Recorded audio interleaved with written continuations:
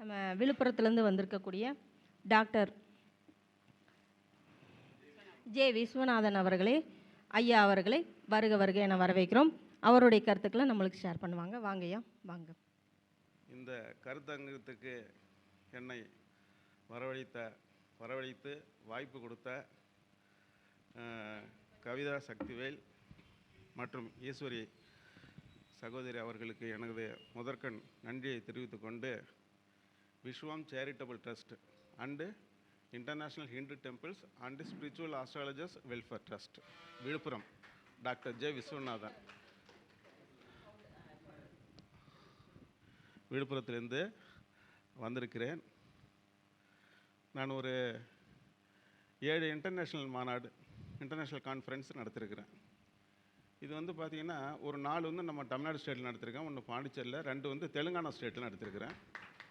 தெலுங்கானா ஸ்டேட்லேயே பார்த்திங்கன்னா ஹைதராபாத்தில் ஆதிகாலத்து யூனிவர்சிட்டி ரொம்ப ஃபேமஸ், பொட்டி ஸ்ரீராமுலு தெலுங்கு யூனிவர்சிட்டி, அதிலே நடத்திருக்கிறேன். ரொம்ப கிராண்டாக பண்ணியிருக்கிறேன். இப்போது அடுத்தபடியாக பார்த்திங்கன்னா இப்போ 8வது மாநாடு வருகிற பிப்ரவரி மாதம் 2ஆம் தேதி பத்திரிக்கை எடுத்து வந்திருக்கேன், தரேன் எல்லாருக்கும். அதில் விருதும் கொடுக்க போகிறேன். விருது வாங்கினா தான் வரணும்னு அவசியம் கிடையாது. மாநாட்டுக்கு அவசியம் வாங்க, வந்து கலந்துங்க. என்னுடைய மாநாட்டெலாம் ரொம்ப சிறப்பாக இருக்கும். நீங்கள் கேள்விப்பட்டிருக்கலாம், இல்லைன்னா யார்கிட்டயே கேட்டால் சொல்லுவாங்க. அதனால் அவசியம் வாங்க.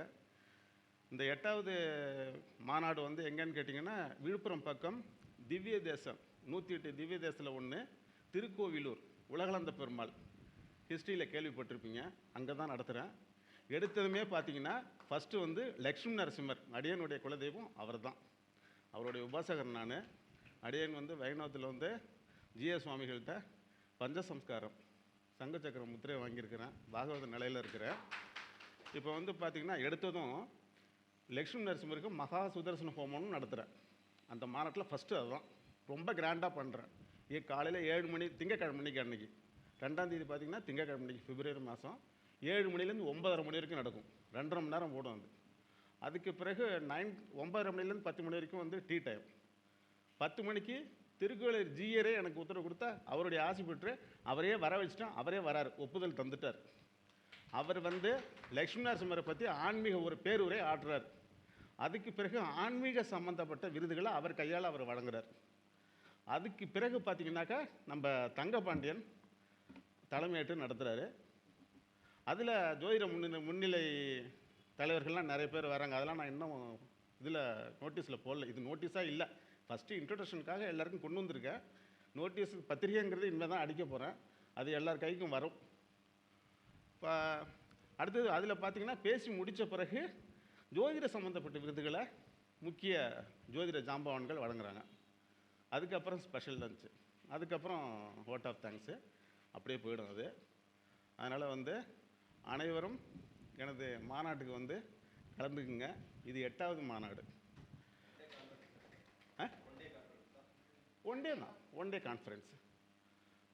அதே மாதிரி அடியன் 8வது பிறப்பு. கிருஷ்ணர் மாதிரி அவர் பிறந்த ரோஹிணி நட்சத்திரம், அவர் பிறந்த வெள்ளிக்கிழமை, அவர் மாதிரியே 8வது பிறப்பு. திதி ஏகாதசி திதி, லக்னம் சிம்மம், ராசி ரிஷபம். இப்போ அடுத்தது பார்த்தீங்கன்னாக்கா அடியனுடைய குலதெய்வம் ஸ்ரீ லக்ஷ்மி நரசிம்மர். நான் பஞ்சசம்ஸ்காரம் வாங்கி இப்போ கிட்டத்தட்ட 15-16 வருஷம் ஆகிடுச்சு. அதுக்கு 4 வருஷத்துக்கு முன்னாடியே என்ன பண்ணேன்னு கேட்டிங்கன்னா, பரிக்கல் உளுந்தூர்பேட்டை லைனில் இருக்குது.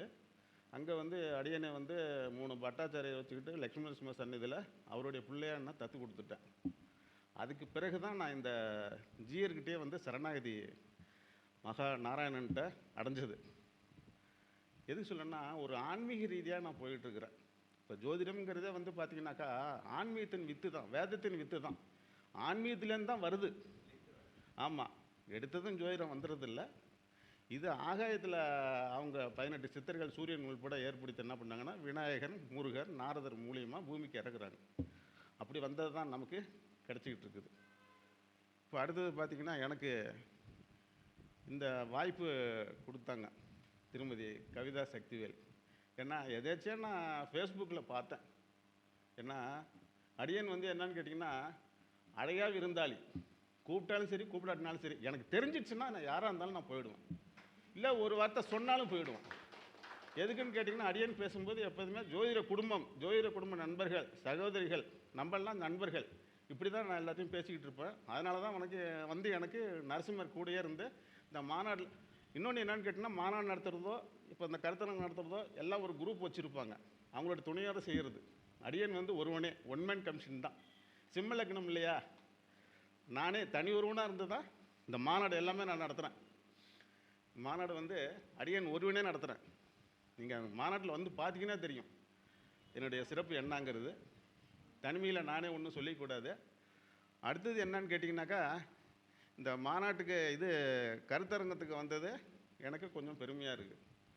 ஏன்னா மகளிராக சேர்ந்து உருவாக்கப்பட்டு இந்த ஆய்வகத்தில் இந்த இதை நடத்துறது என்னங்கிறது ரொம்ப கொஞ்சம் கஷ்டமான காரியம்தான். இது மாதிரி விழாக்கள் நடத்தி பார்க்குறவங்களுக்கு தான் அதனுடைய அருமைங்கிறது தெரியும். அதனால் முன்னாடி அடியனுடைய லக்ஷ்மி நரசிம்ம ஸ்லோகத்தை சொல்லிக்கிறேன். ஓம் விஷ்ணம் உக்ரம் வீரம் மகாவிஷ்ணம் ஜுவலந்தம் சர்வதோமுகம் நரசிம்ஹம் பீஷணம் பத்ரம் மிருத்யோர்மிருத்யம் நமாம்யகம் ஸ்வாஹா ஸ்ரீலக்ஷ்மி நரசிம்ம லோகமே சேமமாக இருக்கணும். இப்போது அடுத்தபடியாக பொதுவாகவே என்னன்னு கேட்டிங்கனாக்கா, மாநாட்டிலையும் சரி கருத்தரங்கத்துலையும் சரி எல்லோரும் எடுத்து தான் ஜோதிடத்தை பற்றி பேசுவாங்க. அடியேன்னு என்னன்னு கேட்டிங்கன்னா, சில உட்பிரிவுகளை கொண்டு நான் பேசுவேன் தலைப்பு கொடுத்து. இப்போ இந்த கருத்தரங்கம் மகளிர் பெண்கள் நடத்துறதுனால அவங்கள பற்றி ஒரு 2-3 சிறிய கருத்துக்கள் சொல்லிவிட்டு அப்புறமா ஆரம்பிக்கலாம், சரிங்களா?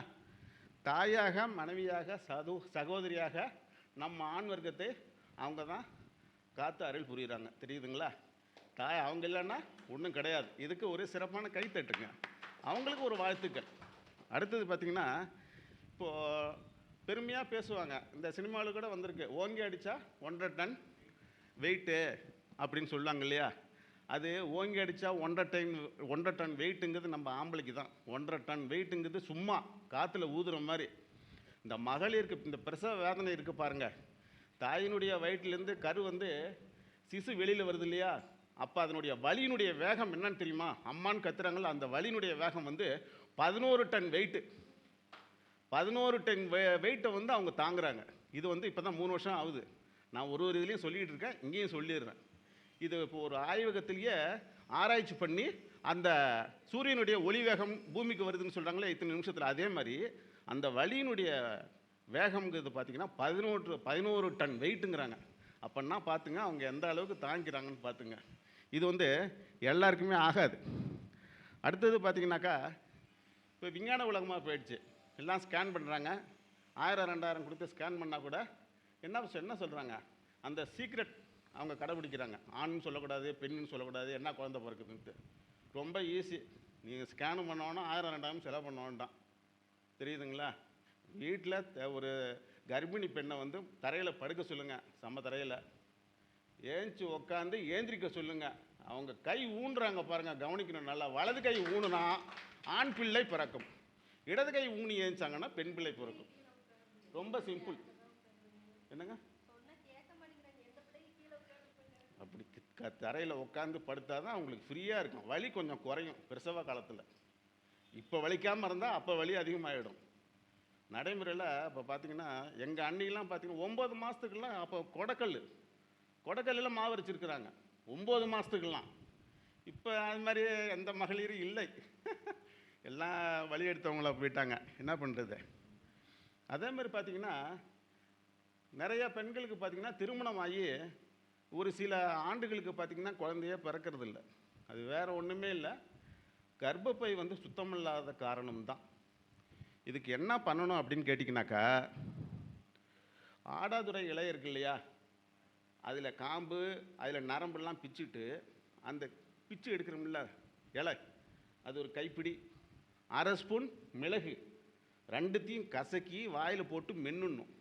வெந்நீர் தண்ணி ஒரு 1/2 டம்ளர் குடிச்சிடணும். இது மாதிரி எத்தனை நாள் செய்யணும்?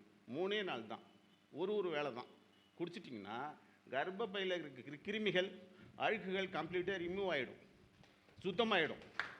உடனே என்னன்னு கேட்டிங்கன்னா அடுத்த மாதமே அவங்களுக்கு கரு தங்க ஆரம்பிச்சிடும். இது நேச்சுரல், இது சில பேருக்கு தெரியாது. இதோட ஆமாம், இது வந்து இதோட இந்த பெண்களுடைய சிறப்பை கொஞ்சம் முடிச்சுக்குவோம். ஏன்னா இன்னொரு 4-5 தலைப்பு இருக்குது. ஒரு 5 நிமிஷத்துக்கு மேலே நான் எடுத்து பேச ஆரம்பிச்சேன்னா பக்கத்துலேயே உட்காந்துருக்குறாங்க, அடித்தாலும் அடிச்சிருவாங்க.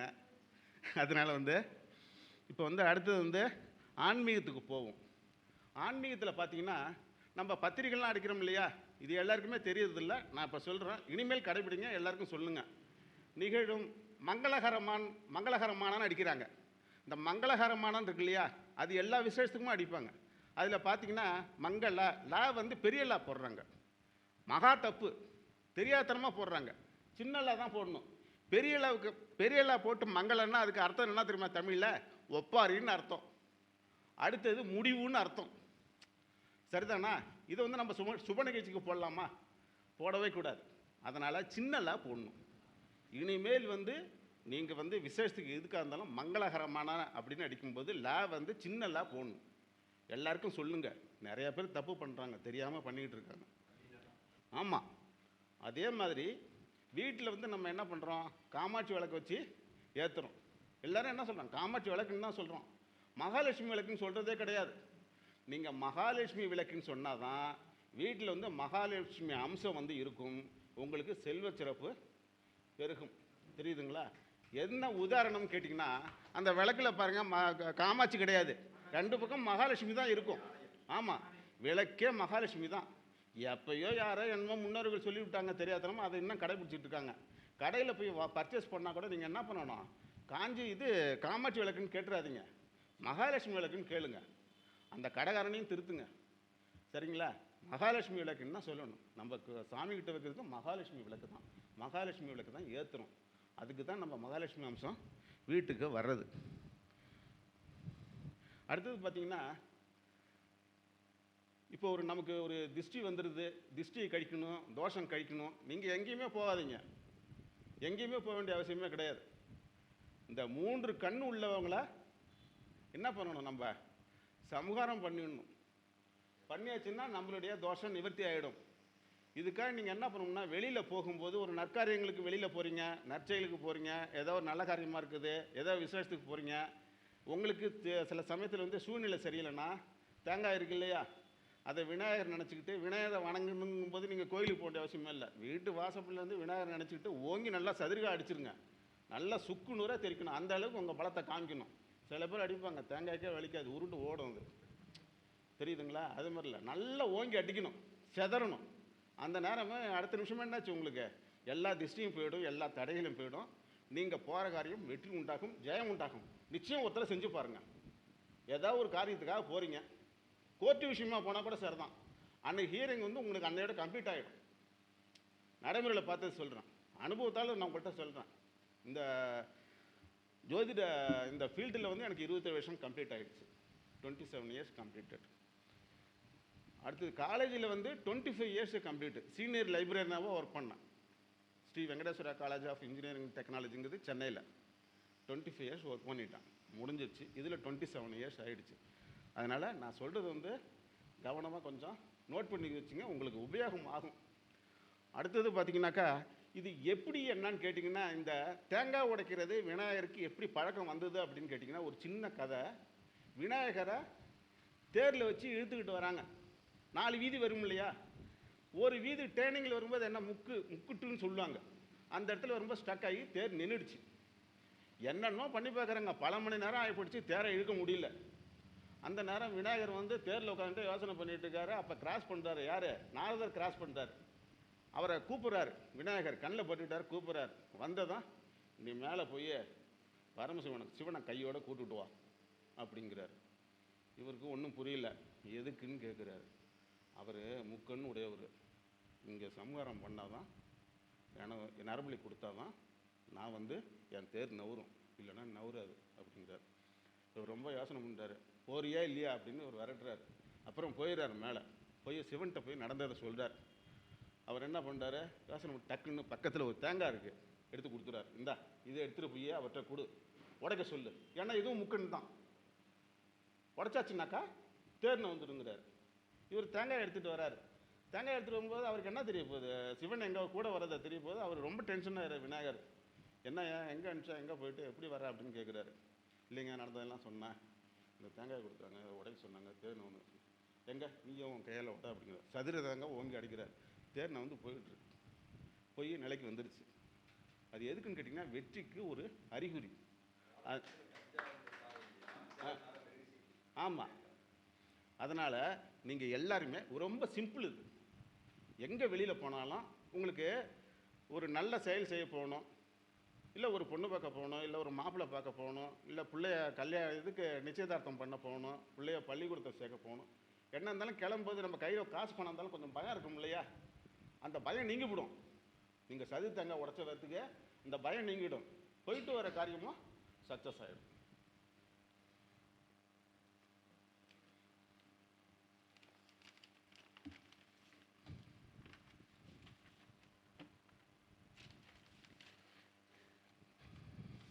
அடுத்தது பார்த்தீங்கன்னா ஜென்ரலாக என்ன சொல்லுவாங்கன்னு கேட்டிங்கன்னா, நரசிம்மர் வந்து சம்ஹாரம் பண்ணார், சம்ஹாரம் பண்ணி அவருக்கு வந்து கோபங்கிறது தனி இல்லை அப்படின்ட்டு சொல்லி, அதுக்கப்புறம் எல்லா சுவாமிகளும் வந்து என்னென்னமோ பண்ணி பிரகலாதனை வச்சு நீயே கிட்டக்க போ, உன்னை பார்த்து தான் அவர் சாந்தம் அடைவாருன்னு சொல்லி அனுப்புகிறாங்க. அது காரணம் என்னன்னு கேட்டிங்கன்னா, இரணிகசிபு சம்ஹாரம் பண்ணதுமே முக்கடல் சம்மதிக்கிற மாதிரி சந்திக்கிற மாதிரி அவ்வளோ அவனுடைய அந்த அரக்கனுடைய ரத்தங்கள் அங்கே குமிஞ்சு இருக்குதான். அப்படி குமிஞ்சு இருக்கும்போது இவர் என்ன பண்ணுறாரு, அவனை சம்ஹாரம் பண்ணும்போது வயிற்ற கீறி சம்ஹாரம் பண்ணும்போது ஒரு உறுப்பாக எடுத்து வெளியில் போகிறாரு. லங்ஸு, கணையம், இறப்பை ஒன்று எடுத்து போட்டு குடல் மட்டும் எடுத்து பிடுங்கி மாலையாக போட்டுக்கிறார்.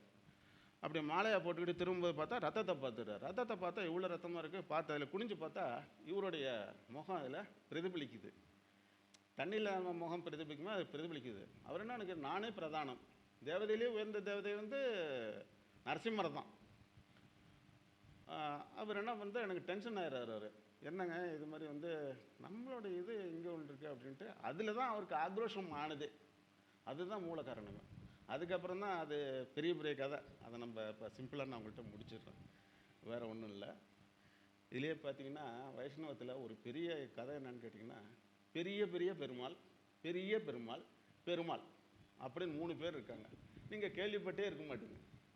பெரிய பெரிய பெருமாள்ங்கிறது நரசிம்மர், பெரிய பெருமாள்ங்கிறது திருப்பதி வெங்கடாஜலபதி, பெருமாள்ங்கிறது ஸ்ரீரங்கம் ரங்கநாதர். பூலோக வைகுண்டத்தில் 108 திவ்யதேசத்தில் முதன்மையாக கருதப்படக்கூடிய ஸ்ரீரங்கம். இது எப்படி பெரிய பெரிய பெருமாள்? திருப்பதி வெங்கடாஜலபதி பெருமாளுக்கே குலதெய்வம் வந்து ஸ்ரீ லக்ஷ்மி நரசிம்மர் தான். எப்படின்னு கேட்டிங்கன்னா, ஸ்ரீனிவாச பெருமாளுக்கும் அலமேலுங்க தாயாருக்கும் திருமணம் நடந்துக்கிட்டு இருக்குது.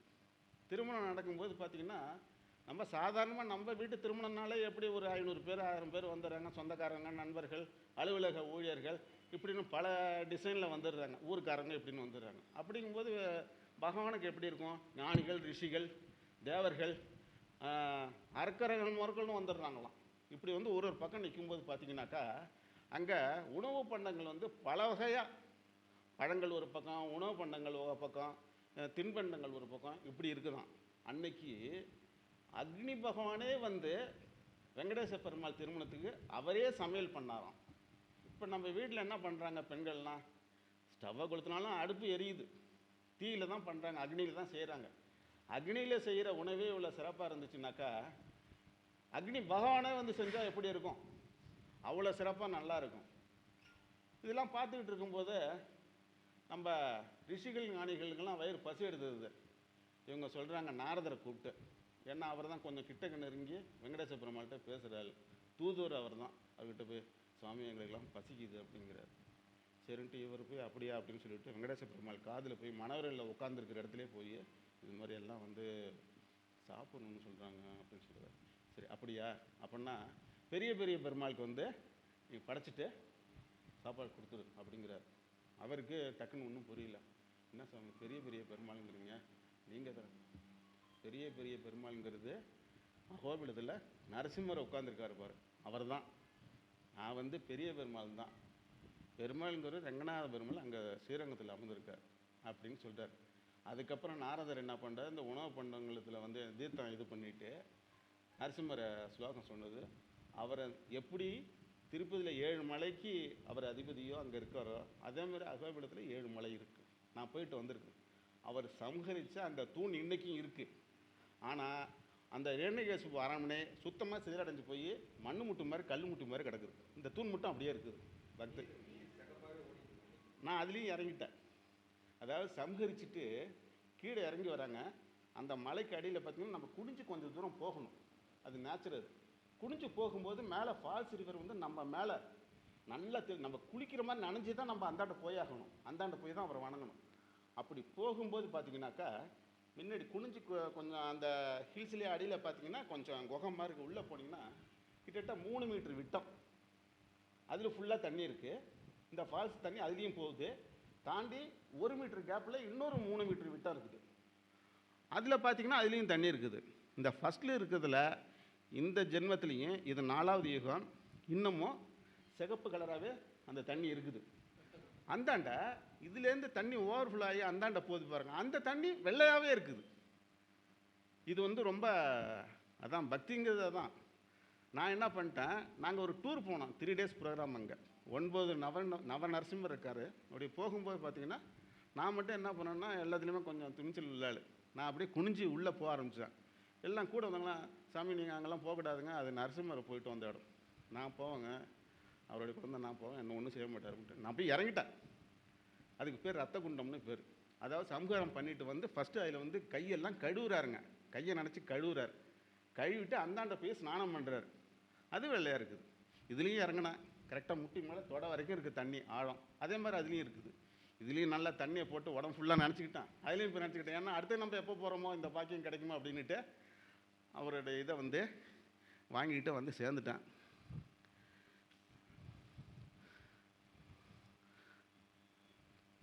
அடுத்தது பார்த்திங்கன்னா பெருமாள் கோயிலில் ஒரு வைராக்கியம் ஒன்று உண்டு, அனுபவம். என்னன்னு கேட்டிங்கனாக்கா, நேராக போய் பெருமாளை கும்பிடக்கூடாது. சிவன் கோயிலில் சிவனை கும்பிட்ற மாதிரி பெருமாளை கும்பிடக்கூடாது. முன்னாடி தாயார் போய் மகாலட்சுமியை கும்பிட்டுட்டு தான் அப்புறமேல வளம் வந்து நம்ம பெருமாளை கும்பிடணும். ஏன்னு கேட்டிங்கனாக்கா, நம்மளுடைய பிரச்சனைகளை வந்து நம்ம மகாலட்சுமி அறிஞ்சிக்கிட்டு அவங்க வந்து பெருமாள்கிட்ட வைக்கிறாங்க. வச்ச பிறகு அவங்க வந்து ரட்சிக்கிறார். எடுத்து நம்ம அவர்கிட்ட போனோம்னா ஒன்றும் கிடையாது. அவர் கோபத்தில் எப்போதுமே அவர் வந்து பெருமாள் வந்து கொஞ்சம் கோபத்திலே இருப்பாராம். இது மகாலட்சுமி போய் தான் ப்ராப்பர் சேனலில் போய் நமக்கு வந்து இது பண்ணி செய்கிறாருங்க.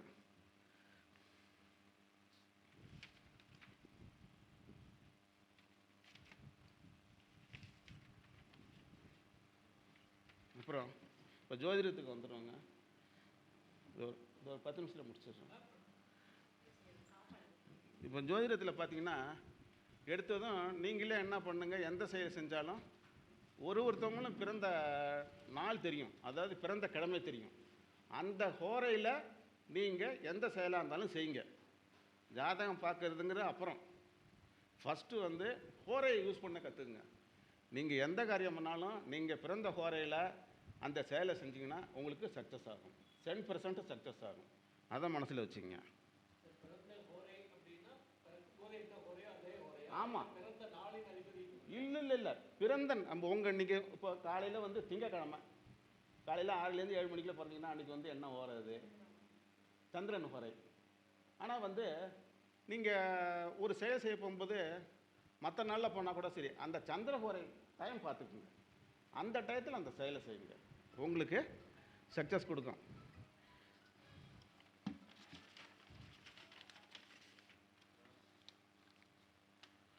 அதே மாதிரி பார்த்திங்கன்னா அவங்கவங்க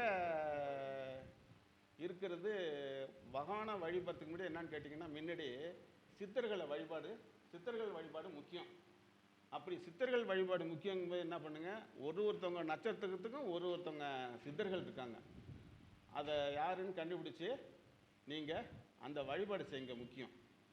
சித்தர்களையும் வழிபடுங்க, நம்ம கடவுளையும் வழிபடுங்க.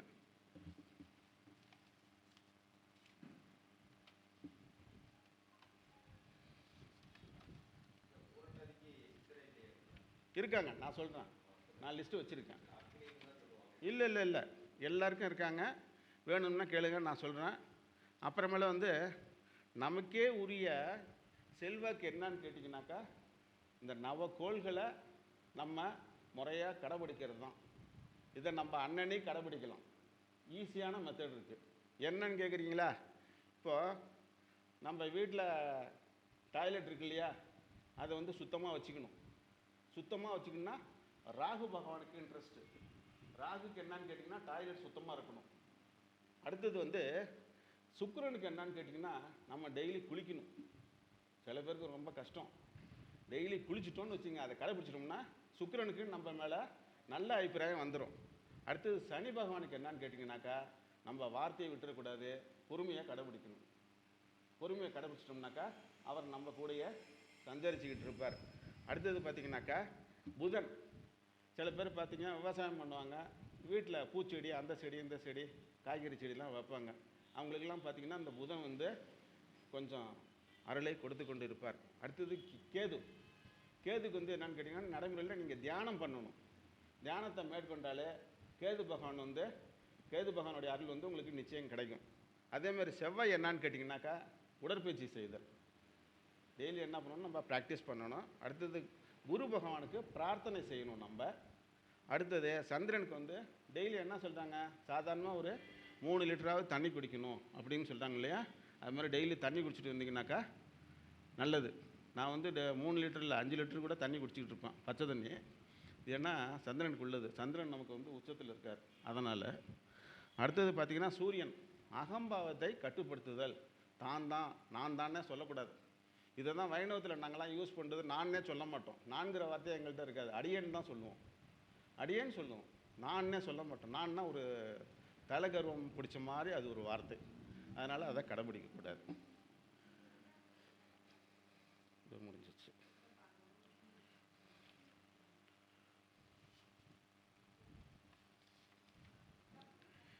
இப்போ இறுதியாக பார்த்தீங்கன்னாக்கா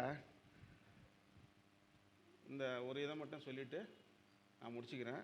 ஏன்னா என்ன தான் நல்லது எடுத்து கூறினாலும் குறிப்பிட்ட காலம் தாண்டிடுச்சுன்னு வச்சுங்களேன், எல்லாருக்கும் கொஞ்சம் கஷ்டமாக தான் இருக்கும். எப்போ நவருவான்னு தான் பார்ப்பாங்க. அதனால் வந்து என்னன்னு கேட்டிங்கனாக்கா, இப்போ பொதுவாக இறுதியாக சொல்கிறது என்னன்னு கேட்டிங்கனாக்கா, கற்றுக் கொடுத்த குருவை நாம் மறக்கக்கூடாது. மனைவி வந்த பின் தாயை மறக்கக்கூடாது. அடுத்தது உதவி செய்தவரையும் தண்ணீர் கொடுத்தவரையும் மறக்கக்கூடாது. பசிக்கு அடுத்தது என்னன்னு கேட்டிங்கனாக்கா, நோயிலிருந்து காப்பாற்றிய மருத்துவரை நாம் ஒருபோதும் மறக்கக்கூடாது. இது 5ஐயும் நாம் வந்து ஞாபகத்தில் வச்சுக்கணும். அதே மாதிரி பார்த்திங்கனாக்கா வாழ்க்கைங்கிறது நமக்கு பார்த்திங்கன்னா அது ஒரு கணக்கு தான். பிறக்கிறோம், அதுக்கப்புறம் மறைஞ்சிடுறோம்.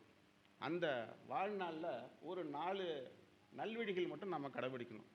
நல்லவற்றை கூட்டிக் கொள்ள வேண்டும், தீயவற்றை கழித்து கொள்ள வேண்டும், அன்பை பெருக்கிக் கொள்ள வேண்டும், எதிர்காலத்தை நமக்கு இன்னதுன்னு வகுத்து கொள்ள வேண்டும். அவ்வளோதாங்க. ஏதோ நமக்கு வந்து நிறையா பேச முடியல இப்போது, அதனால் எல்லாரும் பேசணும். அதுக்காக வந்து இந்த சிற்றுரையத்தோடு முடிச்சுக்கொள்கிறேன். எனக்கு வாய்ப்பு கொடுத்த இந்த கருத்தரங்க உரிமையாளர்னே சொல்லலாம், இந்த கவிதா சக்திவேல் அவர்களுக்கும் ஈஸ்வரி ராஜா அவர்களுக்கும் மிக்க நன்றியினை தெரிவித்துக் கொண்டு விடைபெறுகிறேன். நன்றி, வணக்கம். அடியேன் பேசியதில் ஏதாவது தவறுகள் இருக்கலாம், எதாவது இருந்தால் மன்னிச்சுக்கிங்க. இதை குறிப்பெடுத்து நான் உங்கள்கிட்ட வந்து இவ்வளோ தூரம் வந்து சொல்கிறதுக்கு காரணமாக என்னென்னு கேட்டிங்கன்னா, சொன்னதில் வந்து சில நிகழ்வுகள் உங்களுக்கு தெரியாது, அதுக்காக பயன்படுத்துமே அப்படின்ட்டு தான் நான் வந்து சொன்னேன். ரொம்ப நன்றி. ஐயா அவர்கள் பார்த்தீங்கன்னா நிறைய வந்து அவார்டு ஃபங்க்ஷன், மாநாடு இதெல்லாம் நடத்தியிருக்காங்க. ஐயா அவர்கள் வந்து என்னைய தொடர்பு கொண்ட போது, ஐயா நாங்கள் போஸ்ட்லாம் அடித்து முடிச்சிட்டோம், அதனால் நீங்கள் அடுத்த மாதம் நாங்கள் உங்களை கௌரவமாக அழைக்கிறோம் அப்படின்னு சொல்லி சொன்னேன். அப்படிலாம் இல்லைம்மா, நான் வர்றேன், கண்டிப்பாக இந்த தடவை வர்றேன் அப்படின்னு சொல்லியிருந்தார். அலையா விருந்தாளி அப்படின்னு சொல்லியிருந்தார். இருந்தாலும் நாங்கள் ஒவ்வொரு மாதமும் ஒவ்வொருத்தரையும் அழைக்கக்கூடியவங்க தான். ஏன்னா எல்லாத்தையும் ஒரே டைமில் அழைச்சி நம்மளால் கௌரவப்படுத்த முடியலன்னா சில சங்கடங்கள் ஏற்படும். அதனால் ஒவ்வொருத்தரையும் ஒவ்வொரு மாதம் ஒரு 2 பேர் 3 பேர் அந்த மாதிரி புதுசாக இருக்கிறவங்கள கௌரவித்து அழைச்சி அவங்களுக்குரிய மரியாதை கொடுக்கணும், அவங்களுடைய கருத்துக்களை நம்ம கேட்கணும் அப்படிங்கிறது தான். ஐயா அவர்கள் மிகச்சிறப்பாக இந்த இதில் எல்லாத்துக்கும் சொல்லியிருந்தாங்க. நம்மளுடைய ஸ்ரீ லலிதாம்பிகை ஜோதிட ஆய்வகம் திருப்பூர் சகோதரிகள் சார்பாக ஐயா அவர்களுக்கும் மரியாதை செலுத்தப்படுகிறது. அதற்கு நான் எங்களுடைய குருநாதர் சுந்தராஜ் ஐயாவை வருமாறு கேட்டுக்கொள்கிறேன். வாங்கய்யா.